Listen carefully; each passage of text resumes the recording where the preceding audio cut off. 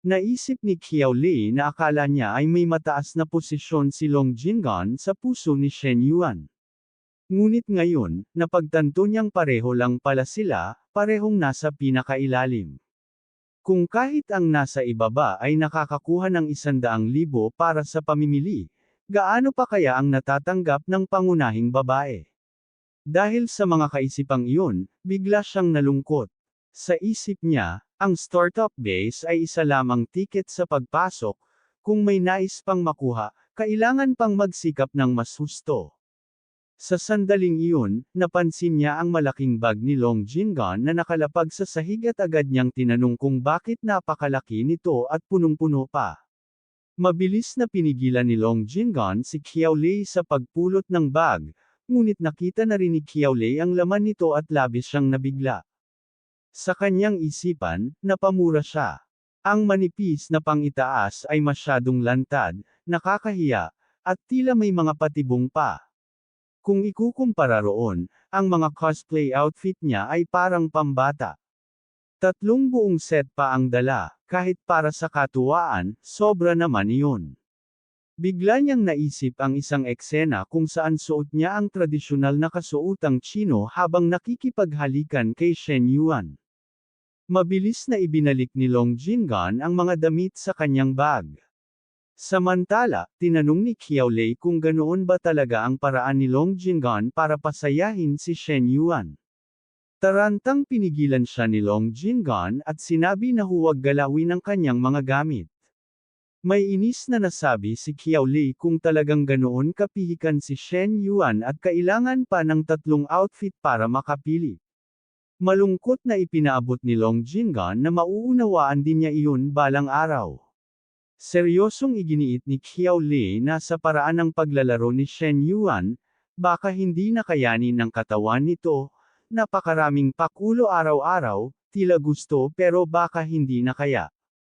Namula ang mukha ni Long Jingon nang maalala ang mga nangyari sa kanila ni Shen Yuan at sinabing mauunawaan din iyon ni Qiao Lei sa tamang panahon. Sa kanyang isipan, hindi man siya sigurado kung kakayanin ni Shen Yuan, sigurado naman siya ang hindi makakaya. Sa seryosong tinig, sinabi ni Qiao Lei na dapat ay magkakampi sila at magkasamang lalaban, ngunit hindi niya natapos ang sasabihin dahil biglang pumasok si Shen Yuan at nagulat sa lapit ng dalawa sa isa't isa, na para bang saglit lang siyang nawala ay bigla na silang naging sobrang magkakilala. Dahil sa biglaang pagdating ni Shen Yuan, dali-daling tumayo si Qiao Lei at hinarangan si Long Jingon na nagmamadaling ibalik ang mga damit sa bag. Ipinahayag ni Qiao Lei na bakit hindi sila maaaring ituring na magkakapatid, gayong sa mga palabas ng mga empress ay magkakapatid ang tawag ng mga concubine sa isa't isa. May bahid ng pagod na sinabi ni Shen Yuan habang inaalis ang kanyang jacket na tigilan na iyon dahil hindi naman siya emperador. Commandant si Qiao Lei at ipinahiwatig na mas maginhawa pa nga ang buhay ni Shen Yuan kaysa sa isang emperador. Dahil doon, wala nang naisagot si Shen Yuan. Samantala, tinanong ni Long Jingon kung pupunta na ba sila sa kwarto. Umupo si Shen Yuan sa sofa at sinabing hindi naman nagmamadali, at hiningi muna ang tulong ni Long Jingon para sa isang masahe. Agad namang pumayag si Long Jingon. Agad na tumayo si Qiao Lei at nagpaalam sa dalawa na gagamit lamang siya ng banyo. Naiwan sina Shen Yuan at Long Jingon, kaya tinanong ni Shen Yuan kung kumusta na ang takbo ng kanilang startup base nitong mga nakaraang araw. Habang marahang hinihilot ni Long Jingon ang balikat ni Shen Yuan, mahinahon niyang ipinaliwanag na maayos naman ang progreso. Nailipat na raw ang unang 40% ng pondo mula kina Yang Song at Mo Xinwang, at kasalukuyan na silang naghahanda. Gayunpaman, dahil paparating na ang bakasyon sa tag-init, tiyak na hindi pa sila makakapagbukas bago iyon. Kalmadong tumango si Shen Yuan at sinabing ayos lang iyon, basta't seryoso lamang sila sa ginagawa. Bigla niyang hinawakan ang balakang ni Long Jingon, dahilan upang agad itong magpaalala na naroon pa si Qiao Lei. Ngunit tila walang pakialam si Shen Yuan at marahang ibinaba ang kasuotan ni Long Jinggan habang tinatanong kung tutol ba ito. Namula si Long Jinggan at napaisip. Dalawang kahulugan ang maaaring ibig sabihin ng tanong, kung tutol ba siyang magpakita ng lambingan sa harap ni Qiao Lei, at kung tutol ba siyang makasama ito sa parehong sitwasyon. Maaari ba niyang tanggihan si Shen Yuan? Siyempre hindi. Ngunit nakakahiya iyon, sobrang nakakahiya. Hinalikan siya ni Shen Yuan at marahang nagsabi na huwag mag-alala, hindi niya ipipilit ang anuman. Wala nang naisagot pa si Long Jinggan, at tuluyan na lamang niyang hinayaan ang halik na magpatuloy. Sa sandaling iyon, biglang lumabas ng banyo si Qiao Lei at nagsabing sabay-sabay na lamang silang kumain mamayang gabi. Ngunit makalipas ang ilang minuto, hindi pa rin natatapos ang matamis na paghahalikan ng dalawa. Habang pinagmamasdan sila, hindi mapigilan ni Qiao Lei na minas. Hindi pa nga gabi, ganito na sila kaatat. At naroon pa siya, para bang hindi siya nakikita. Naupo siya sa gilid ng sofa, inis na inisip na pare-pareho lang naman sila ng kalagayan, kaya bakit siya pa ang kailangang umiwas. Hindi siya aalis. Napalingon si Shen Yuan at tinanong kung hindi ba siya ipinagbook ng ibang silid at bakit naroon pa rin siya. Palayo ang tingin ni Qiao Lei habang walang pakialam na sumagot na mas maganda raw ang tanawin doon at doon siya uupo. Sa nakita niya, napangiti si Shen Yuan. Lumalabas na ang pagiging matigas ang ulo, interesante. Kumagat na ang isda, oras na para sa huling hakbang.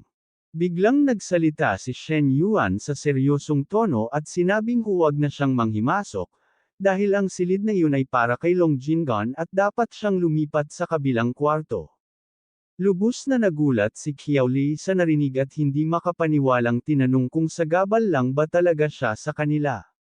Sa isang iglap, hinawakan niya ang mukha ni Shen Yuan, inilapit ang sarili, at hinalikan ito ng walang babala. Sa tagpong iyon, tuluyang nanlaki ang mga mata ni Long Jinggan. Naisip niyang ganito na pala si Qiao Lei katapang. Makalipas ang 2 minuto, natapos ang paghahalikan ng dalawa. Namumula ang mukha ni Qiao Lei nang tanungin niya si Shen Yuan kung nakakasagabal pa rin ba siya ngayon. Sa loob-loob niya, pare-pareho lamang naman silang nasa ibabang bahagi ng mundo ni Shen Yuan, kaya wala nang dahilan para magkunwari. Kung sino ang makakapagpasaya kay Shen Yuan, siya ang mas makakakuha ng atensyon. Kung nagagawa nilang maghalikan sa harap niya, bakit siya hindi pwede?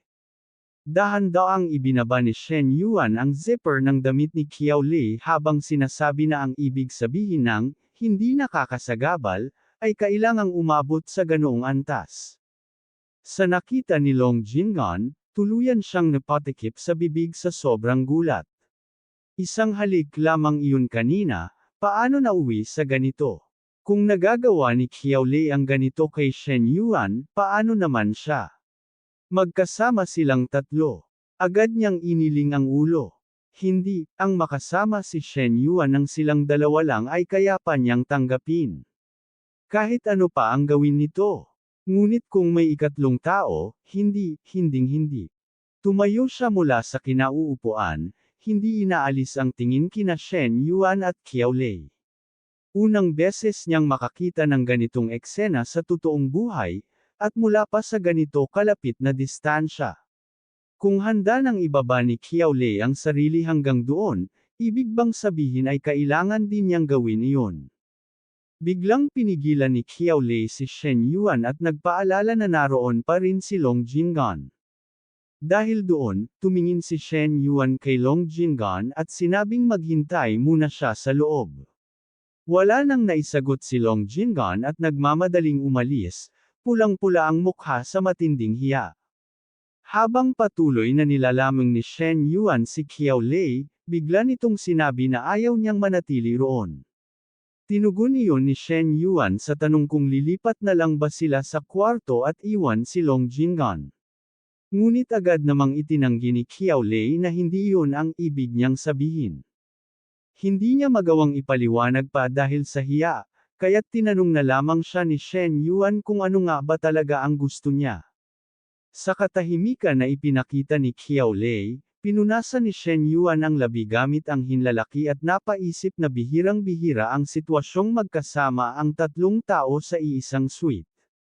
Kung hindi sila masasanay ngayon, mahihirapan na silang makalikha ng ganitong pagkakataon sa hinaharap. Mula sa loob, sinabi ni Shen Yuan kay Long Jinggan na maghintay muna siya sa labas. Kasabay noon, agad niyang binuhat si Qiao Lei at dinala papasok ng kwarto. Sa labas, nakatayo si Long Jinggan at malinaw niyang narinig ang mahinang pakiusap ni Qiao Lei kay Shen Yuan na maging maingat at marahan. Masakit man, pilit niyang inintindi ang sitwasyon.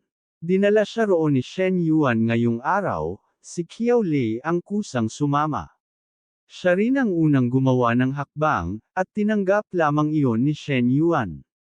Dapat siya ang nasa sentro ng lahat. Namumula ang mukha, pinatatag niya ang sarili. Hindi siya maaaring basta na lamang maghintay. Kung nagawa na iyon ni Qiao Lei, bakit siya pa mahihiya? Pumasok siya sa kwarto kung saan naroon sina Shen Yuan at Qiao Lei at diretsahang tinanong kung siya naman ba ang susunod. Napahinto si Shen Yuan at hindi maitago ang paghanga sa tapang ni Long Jinggan. Sa isip niya, tila tuluyan ng natawid ni Long Jinggan ang linya sa sarili nitong puso.